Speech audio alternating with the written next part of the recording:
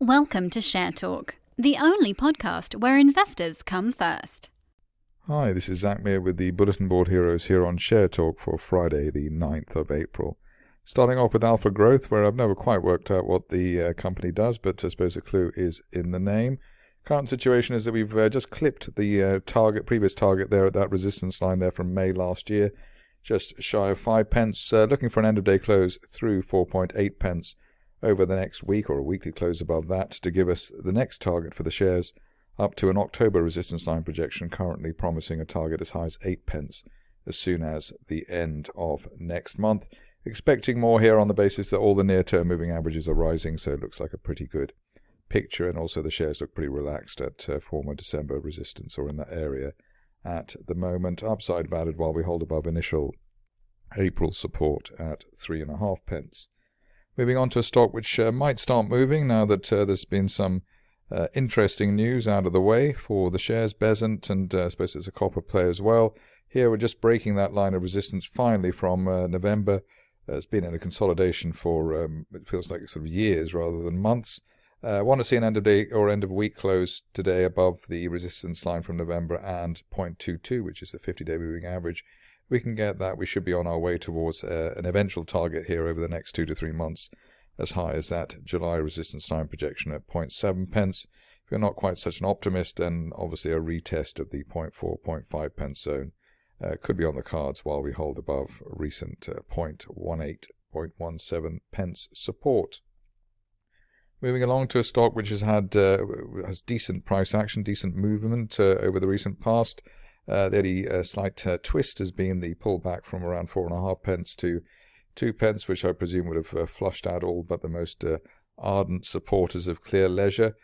Current situation is that we look as though we have support above the 50-day moving average at 1.96, and while we're above that on an end-of-day close basis, looking for 3 pence in the first instance, which was late March resistance, and then obviously back up to retest the best levels of the year to date around 4.5 pence. But the big picture target here, maybe over a 2 to 3 month time frame, maybe by the end of June, something like that would be as high as 7 pence for clear leisure. Looks like a decent technical setup there at the moment.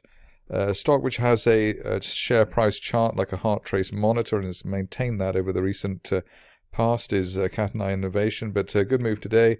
One of its periodic falling wedge breaks that we've had, that's also through the 50-day moving average at 2.77 pence, and then end of day close above that. We're looking for another of our periodic flips up towards 4 to 4.5 pence, the top of the range for Catenae. Big picture target for fans of the stock, and I know there are quite a few digital passport maniacs around there. A big picture target here above 2 pence is as high as 12 pence, which is the top of that rising trend channel from this time last year.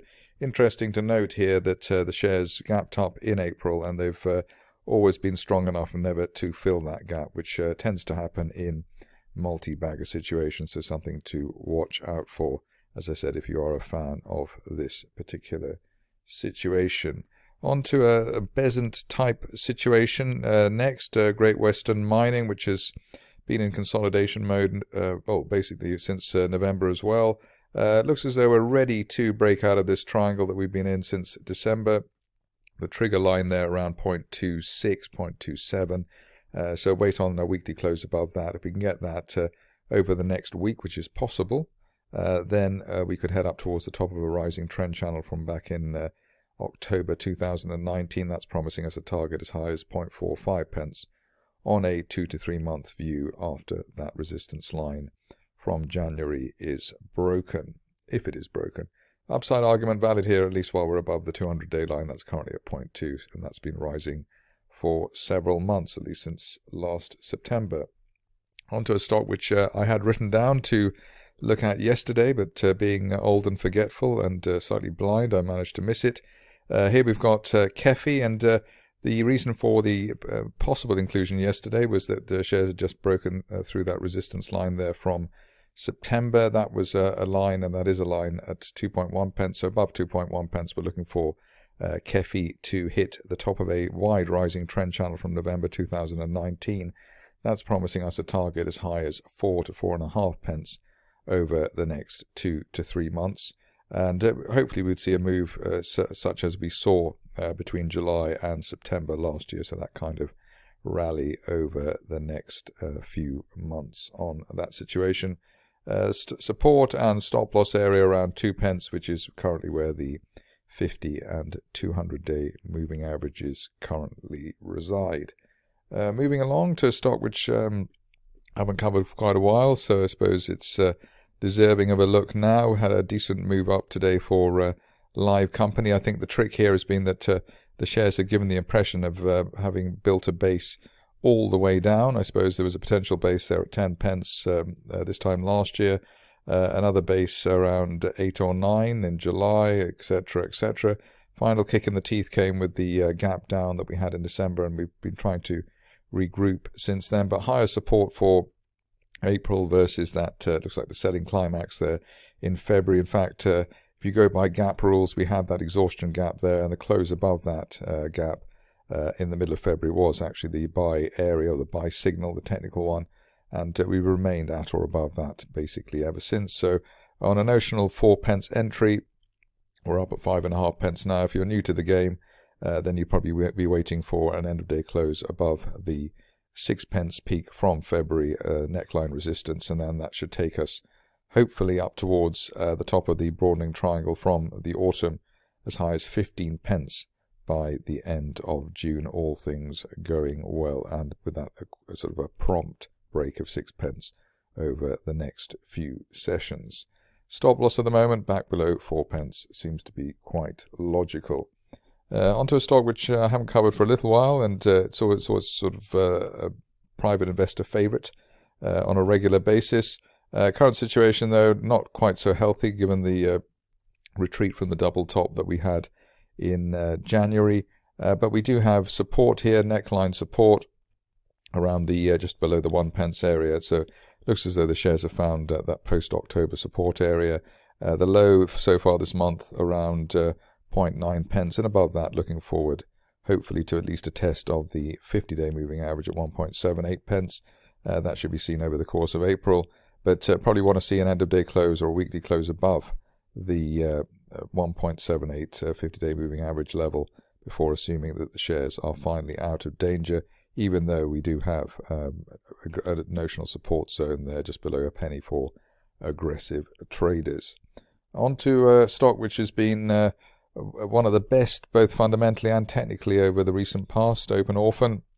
More news from the company today. I think it was the data in motion news that came out, but here we've got we had the breakout that was flagged at the end of last month, so just in the low 30s, and heading now towards sort of gaining momentum and heading towards the 50 pence target, which has been promised for a few weeks now. That's a resistance line projection from last May, and that should be seen hopefully well before the end of this month.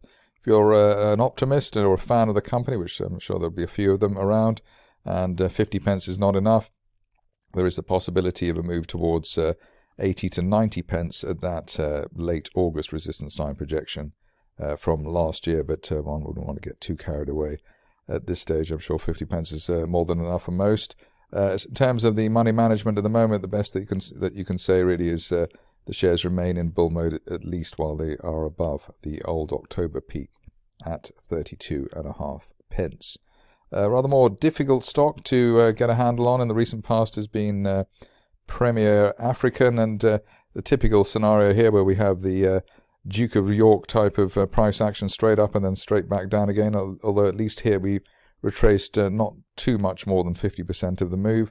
Currently, though, there's a trigger to look out for, probably an end-of-day close back above late March resistance at 0.25 pence. If we can get that weekly close or end-of-day close above that, then there could be a retest for the shares back up towards 0.45, so maybe worth putting an alert on your system for a close like that on Premier African. Great fundamental story at Rainbow Rare Earths is matched by a decent chart as well. We've got this broadening triangle, which is sort of a buy signal in its own right. It tends to be this situation or the formation that you have in the most bullish of stocks. Here it looks like we're heading towards 30 pence at that November resistance line. and that target valid while we hold above the 50-day moving average at 16.5 pence. So a reasonable upside and reasonably good risk reward for Rainbow Rare Earths at the moment.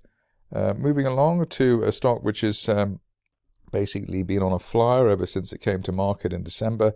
Tirupati Graphite had a test of the 50-day moving average down towards 90 pence, but bounced sharply since then. Still looking for 130, 140 pence on the upside on the basis that this is a broadening triangle formation. We've also broken that March resistance line through the low 90s, so call that 92 pence, above 92 pence.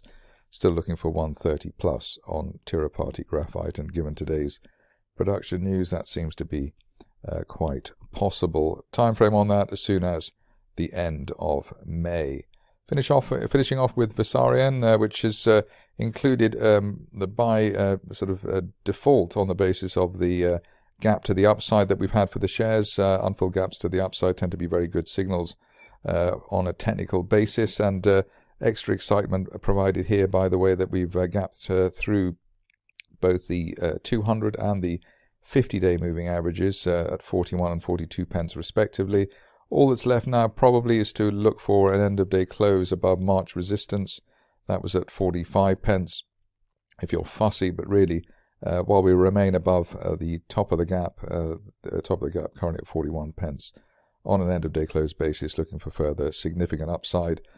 Could be as high as the 70 to 80 pence area by the end of next month, on the basis that we'll see a repeat of that December-January spike for the shares. So that was similar in a way that we had I'm sure I can't see if that's a gap or not, but a very strong push through the 200-day line where there was decent follow-through as well. So let's see if Versarien delivers or repeats that kind of performance over the next month or two.